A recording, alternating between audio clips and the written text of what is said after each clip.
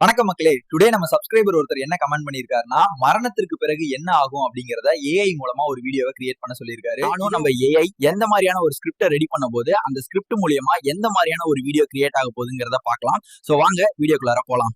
இந்த உடம்பு மட்டும்தான் முடிகிறது. ஆன்மா தன் பயணத்தை தொடங்குது. அப்பா,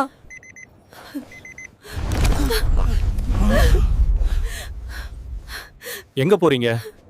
வாழ்க்கை ஒரு நிழல் மாதிரி, போனதும் எல்லாமே நினைவு.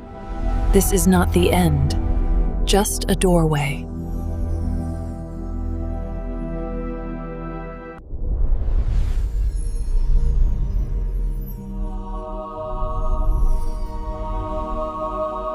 மரணம் ஒரு கடைசி பக்கம் இல்லை,